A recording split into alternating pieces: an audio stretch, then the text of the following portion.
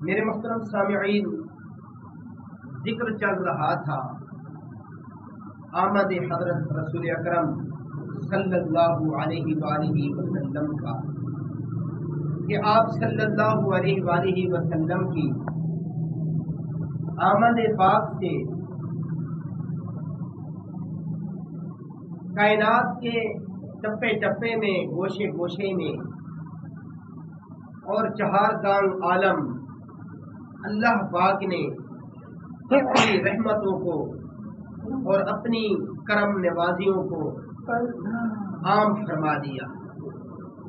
یہ آپ صلی اللہ علیہ وآلہ وسلم کی بعثت طیبہ کا نتیجہ تھا کہ ساری کائنات میں اللہ پاک نے رحمتوں کو عام فرما دیا، اور آپ صلی اللہ علیہ وآلہ وسلم کی بعثت مبارکہ صحیح معنوں میں صرف انسانیت ہی کے لیے نہیں بلکہ کائنات کے ذرے ذرے کے لیے رحمت کا باعث بنی۔ ہر چیز آپ صلی اللہ علیہ وآلہ وسلم کی آمد مبارکہ سے چمک اور دمک اٹھی۔ تو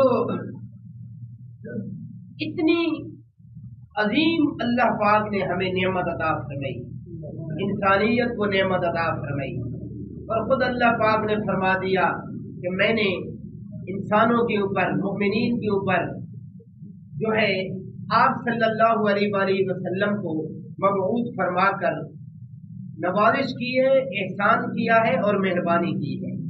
اللہ بادشاہ ہے نا، تو اللہ بادشاہ نے، اللہ رب العزت نے ہمارے اوپر نوازش کی ہے کہ اپنے محبوب صلی اللہ علیہ وآلہ وسلم کو جو ہے ہمارے اندر نازل فرما دیا، مبعوث فرما دیا۔ اب آپ صلی اللہ علیہ وآلہ وسلم کی جو ہے رحمتوں کی برسات وہ ہمارے اوپر نازل ہونا شروع ہو گئی۔ ہر طرف آپ صلی اللہ علیہ وسلم کی بعثت مبارکہ کی رحمت ہے، آپ صلی اللہ علیہ وآلہ وسلم کی بعثت پاک کی نوازشی ہو گئی۔ کتنے ایسے لوگ تھے جنہیں پتہ ہی نہیں تھا ہمارا رب کون ہے، ہمیں پیدا کرنے والا کون ہے، ہمیں بنانے والا کون ہے، ہم کون ہیں، ہم کیا ہیں، ہمارا مقصد کیا ہے۔ بس ایک زندگی گزار رہے تھے جانوروں کی طرح، درندوں کی طرح، نہ انہیں اپنے رشتوں کا پتہ تھا، نہ اپنی پہچان تھی، کوئی پہچان نہیں تھی، بس ایک زندگی کے لمحات جو ہے وہ پورے کر رہے تھے۔ کوئی آپس میں کوئی تعلق نہیں تھا، کوئی رشتہ نہیں تھا، کوئی ناتا نہیں تھا، کوئی نظام نہیں تھا۔ اللہ اکبر۔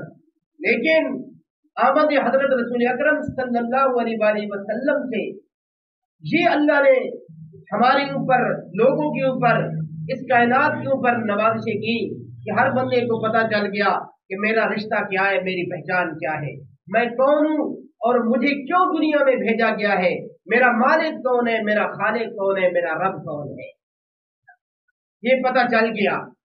تو یہ بہت بڑی آپ صلی اللہ علیہ وسلم کی وجہ سے اس کائنات کے اوپر مہربانیاں ہوئی ہیں میرے محترم سامعین۔ اب دو چیزیں ہیں ہمارے سامنے، ایک چیز حضرت محمد صلی اللہ علیہ وآلہ وسلم کی صورت مبارکہ، اور دوسری چیز ہے آپ صلی اللہ علیہ وآلہ وسلم کی سیرت مبارکہ۔ صورت مبارکہ جو ہے یہ بات قابل توجہ ہے، اس میں کسی کو اختلاف ہے ہی نہیں۔ صورت آپ صلی اللہ علیہ وسلم کی مبارک ہے، حسین و جمیل ہے، خوبصورت ہے۔ کائنات میں آپ صلی اللہ علیہ وآلہ وسلم نے، آپ صلی اللہ علیہ وسلم سے پہلے بھی، آپ صلی اللہ علیہ وسلم کی موجودگی پاک میں بھی، اور آپ صلی اللہ علیہ وسلم کے بعد بھی کوئی حسین و جمیل آپ صلی اللہ علیہ وسلم سے بڑھ کر بنانا ہی نہیں ہے۔ جس طرح ایک شاعر کہتے ہیں نا، مصور نے وہ کرم ہی توڑ دیے ہیں جن سے صورت محمد بنائی ہے صلی اللہ علیہ وسلم، وہ کرم ہی ٹوٹ گئے ہیں جن سے آپ صلی اللہ علیہ وسلم کی تصویر بنائی گئی۔ اگر قلم موجود ہوتے تو اس بات کا خیال باقی رہتا شاید کہ ان قلموں سے کیا معلوم کسی اور کی تصویر بنائی جا سکے، لیکن جب قلم ٹوٹ گئے ہیں تو اس سے معلوم ہوا ہے کہ حسن کا اختتام اور حسن کا تاج وہ ہمارے پیارے نبی حضرت محمد صلی اللہ علیہ وآلہ وسلم پہ اللہ نے سجا چھوڑا ہے، پھر مہریں لگ گئی ہیں۔ اب حسن اگر کوئی لے گا تو وہ دامن مصطفیٰ پہ آئے گا۔ اللہ اکبر، بات سمجھنا، اس میں تو کوئی اختلاف نہیں ہے۔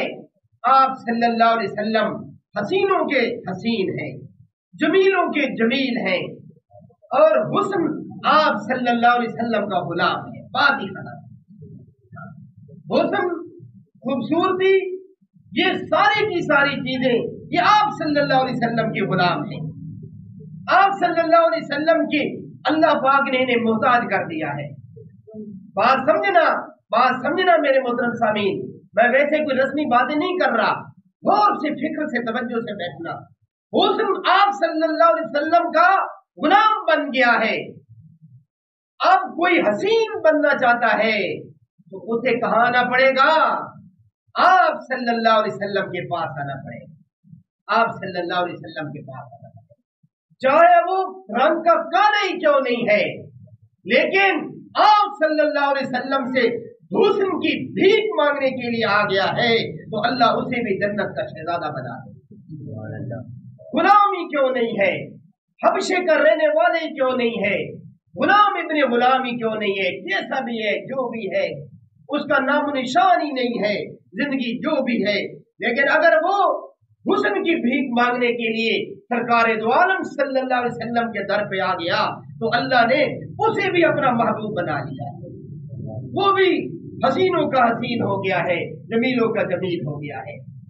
تو حسن مصطفیٰ صلی اللہ علیہ وسلم میں کسی کو اختلاف نہیں ہے، کافر بھی مانتا ہے، غیر مسلم بھی مانتا ہے، مسلمان بھی مانتا ہے کہ آپ صلی اللہ علیہ وسلم سے بڑھ کر خوبصورت ہے ہی کوئی نہیں۔ تبھی تو حضرت حسان رضی اللہ تعالیٰ عنہ نے قصیدہ لکھا شان مصطفیٰ صلی اللہ علیہ وسلم میں، وَأَحْسَنُ مِنْكَ لَمْ تَرَكَتْ عَيْنُ وَأَجْمَلَ مِنْكَ لَمْ تَلِدِ النِّسَاءُ خُلِقْتَ مُبَرَّأً مِنْ كُلِّ عَيْبٍ كَأَنَّكَ قَدْ خُلِقْتَ كَمَا تَشَاءُ۔ کیا معلوم، کیا بدلا؟ فرمایا کہ میرے نبی پاک حضرت محمد صلی اللہ علیہ وآلہ وسلم سے بڑھ کر حسین و جمیل میں نے دیکھ لی۔ وَأَحْسَنَ مِنْكَ لَمْ تَرَكَتْ عَيْنُ وَأَجْمَلَ مِنْكَ لَمْ تَلِدِ النِّسَاءُ، اور آپ صلی اللہ علیہ وسلم سے بڑھ کر حسین و جمیل ماؤں نے جننے ہی بس کر دی، اب پیدا ہی نہیں ہوں گے دنیا میں۔ اور کہتے ہیں مجھے تو ایسا لگتا ہے خلقت مبرأ من کل عیب، کہ آپ صلی اللہ علیہ وسلم ہر قسم کے عیب سے پاک اور صاف ہے۔ مجھے تو ایسا لگتا ہے کہ آپ صلی اللہ علیہ وسلم کی مرضی اور منشا کے مطابق آپ صلی اللہ علیہ وآلہ وسلم کے مبارک وجود کو تحریک کیا کہ خود آپ صلی اللہ علیہ وسلم نے فرمایا کہ عرض کی کہ میرے رب میری آنکھیں یوں ہونی چاہیے تو اللہ نے ایسی آنکھ بنا دی، اے میرے پیارے پروردگار میری رخسار یوں ہونے چاہیے تو اللہ نے رخسار بھی ویسی بنا دیے جیسے ہمارے نبی صلی اللہ علیہ وسلم کی منشا اور مرضی۔ سبحان اللہ، میرا چہرہ یوں ہونا چاہیے تو چہرہ بھی ویسی بن گیا۔ تو اب جہاں بات آ جاتی ہے وہ سیرت پہ بات آتی ہے کہ ہم سیرت کتنی اپنا رہے ہیں۔ آج بڑے بڑے نعت خوان، بڑے بڑے خطیب، بڑے بڑے جو ہے شعلہ بیاں، جہاں بھی آپ چلے جائیں، کسی محفل میں چلے جائیں، وہ آپ صلی اللہ علیہ وسلم کی صورت کو بیان کریں گے، اور صورت بیان کرنا بھی ثواب ہے، لیکن سیرت بھی تو بتاؤ نا۔ صورت سے تو کسی کو میرے خیال میں اختلاف ہے ہی نہیں، اختلاف ہے ہی نہیں، لیکن سیرت بھی تو بتاؤ نا کہ مکہ کی وادیوں میں، طائف کی وادیوں میں میرے اور آپ کے مرشد دو عالم صلی اللہ علیہ وسلم کو پتھر کیوں لگے تھے، یہ بھی تو بتاؤ نا، اس کی وجہ بھی بتاؤ، یہ پتھر کیوں لگے تھے، میرے نبی پاک صلی اللہ علیہ وسلم کا جسم مبارک لہولہان کیوں ہو گیا تھا، اور صورت تو وہ بھی مانتے تھے، نبی پاک صلی اللہ علیہ وسلم کا حسن تو وہ بھی مانتے تھے، نبی پاک صلی اللہ علیہ وسلم کا جمال اور کمال تو وہ بھی مانتے تھے، لیکن اس سب کچھ کے باوجود سرکار دو عالم صلی اللہ علیہ وسلم کے طائف کی وادیوں میں پتھر کیوں لگے، یہ بھی کبھی کسی نے بتایا ہے؟ پھر میرے اور آپ کے نبی پاک صلی اللہ علیہ وسلم کی مبارک بیٹیوں کو طلاقیں کیوں ہو گئیں؟ پھر میرے نبی پاک صلی اللہ علیہ وسلم کو مسجد نبی صلی اللہ علیہ وسلم کے سین کے اندر تشریف فرما ہے، ایک ظالم کافر ہے، انہوں نے یوں جو ہے ایک کپڑا ڈال دیا آپ صلی اللہ علیہ وسلم کی گردن پاک میں اور یوں کھینچا یہاں تک کہ میرے اور آپ کے سرکار دو عالم صلی اللہ علیہ وسلم کی آنکھیں مبارک باہر نکلنے کو آئی اور لوگوں نے سمجھا کہ آپ صلی اللہ علیہ وسلم کو یہ قتل کرنے کے ارادے سے مکمل ہو چکا ہے۔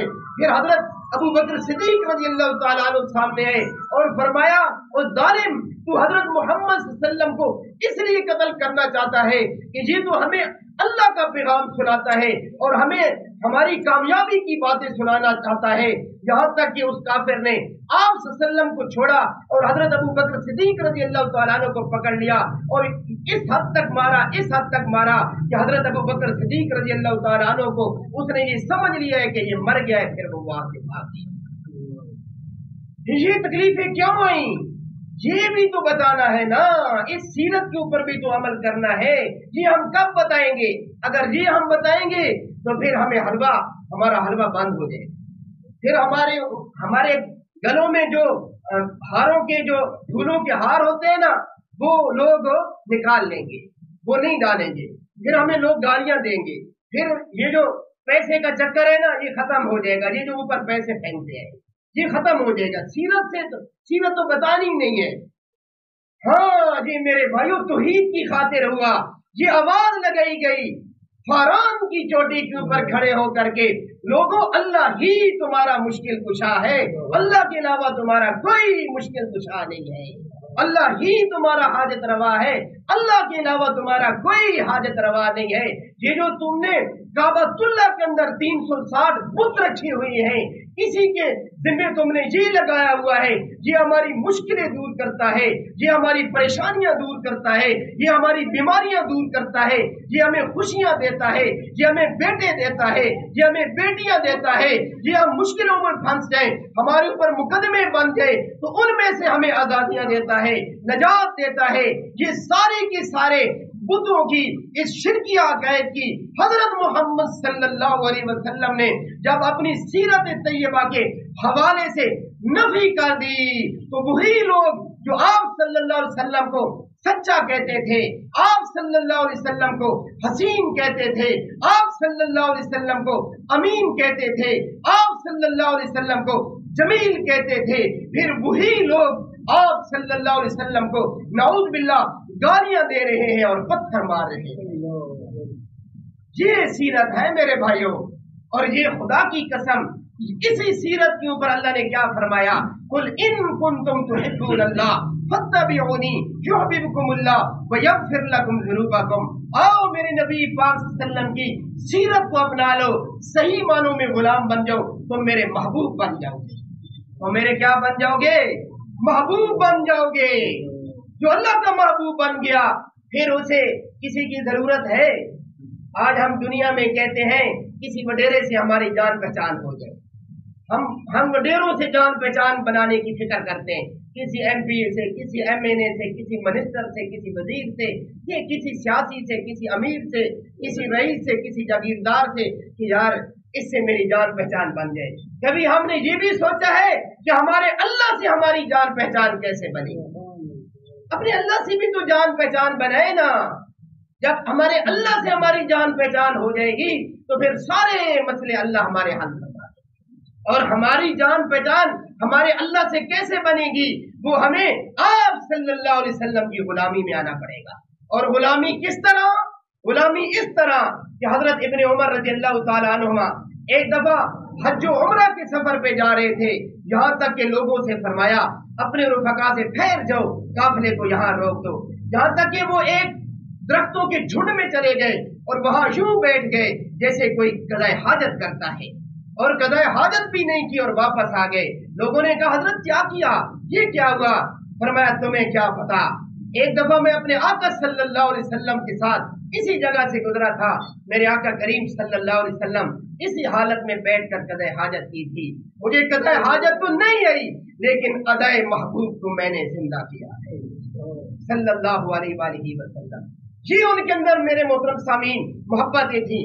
حضرت حذیفہ رضی اللہ تعالیٰ عنہ جب ایران فتح ہوا تو एक दिन ईरान के सफर को गए और जब वहां के लोगों को पता चलता था कि ये वो लोग हैं, जब ये खंदक के खोद रहे थे तो 24 घंटे में इन्हें एक खजूर मिलती थी और 2 शख्स एक खजूर आधी आधी करके खाते थे।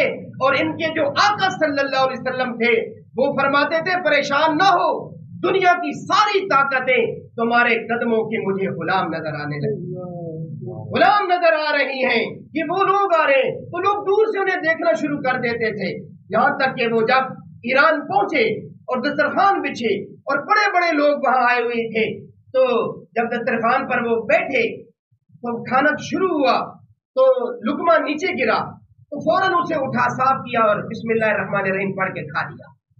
साथ में बैठे एक शख्स ने कहा हजरत यहाँ इस चीज को लोग मायूब समझते हैं। तो हजरत ने क्या जवाब दिया? हजरत हुज़ैफा रज़ियल्लाहु ताला अन्हु ने फरमाया कि इन बेवकूफों की वजह से मैं अपने महबूब हजरत मोहम्मद सल्लल्लाहु अलैहि वसल्लम की सुन्नत को छोड़ दूं? ये ऐसा नहीं हो सकता। सूरत से तो किसी को इख्तिलाफ नहीं है, सुन्नत को भी तो अपनाना है। सुन्नत की बारी हम कहते हैं बिरादरी में हमारी नाक कट जाएगी, अल्लाह अकबर, बिरादरी में हमारी नाक कट जाएगी। एक अफ्रीकन साहबी हैं, आप सल्लल्लाहु अलैहि वसल्लम की खिदमत अक़दस में उनके बाल बड़े सख्त थे, घुंघराले बाल थे, और आप सल्लल्लाहु अलैहि वसल्लम की सुन्नत ये है कि आप ये समझें, आप ये सुन्नत पे अमल करें। आप सल्लल्लाहु अलैहि वसल्लम अपनी मांग मुबारक बालों के दरमियान से निकालते, हाँ बालों के दरमियान से निकालते थे। ये सुन्नत है बालों की मांग की, ये भी याद रखना। तो बालों के दरमियान से सुन्नत मांग निकालते थे, उनके दिल में ये तड़प थी, बाल उनके बड़े सख्त थे, अफ्रीकन थे, घुंघराले बाल थे, मांग निकलती नहीं थी। एक दिन उन्होंने आग जलाई और उसमें उनके पास एक लोहे की सलाख थी, उसे गर्म किया। जैसे ही गर्म किया वो सही शदीद गर्म हुई, उस सलाख को यूं अपने सर पे फेर दिया और चमड़ी जल गई, बाल जल गए और तकलीफ हुई। लोग गए, कहा क्या हुआ? फरमाने लगे कुछ भी हुआ, जो भी हुआ, जैसे भी हुआ हो गया। यहाँ तक के मेरे दिल में ख्वाहिश थी कि मैं अपने नबी पाक सल्लल्लाहु अलैहि वसल्लम की इस सुन्नत से भी महरूम न रहूं। वो सुन्नत तो जिंदा हो गई है। फिर उसके बाद वो हमेशा हमेशा के लिए वो निशान बाकी रहा। ये लोग थे खुदा की कसम सीरत अपनाने वाले। आज हम सूरत को बयान करके हलवे खा के अपने गलों में बड़े बड़े फूलों के हार सजा के आम करके जा रहे होते हैं। और भाइयों, सीरत अपनाने से काम बनेगा, सीरत अपनाने से काम बनेगा। खुशी में मेरे नबी सल्लम की क्या सुन्नत थी, गमी में मेरे नबी सल्लम की क्या सुन्नत थी। और भी बहुत सारे हजरात साहबा किराम अजमईन के आप सल्लम से इश्क मोहब्बत के और सीरत के ऐसे ऐसे वाक़यात हैं, अगर हम सुने तो यकीन जाने दंग रह जाएंगे। तो इसलिए मेरे भाइयों, सूरत को भी अपनाना है, सीरत को भी अपनाना है। अगर एक को भी छोड़ दिया तो फिर हमारा बेड़ा पार नहीं होगा, नुकसान होगा। हमारे नबी पाक सल्लम की एक एक सुन्नत अल्लाह को बड़ी महबूब है और उसी सुन्नत ही में बरकत है, उसी सुन्नत ही में दुनिया और आखिरत की कामयाबी है। अल्लाह मुझे आपको अमल करने की और आगे तक पहुंचाने की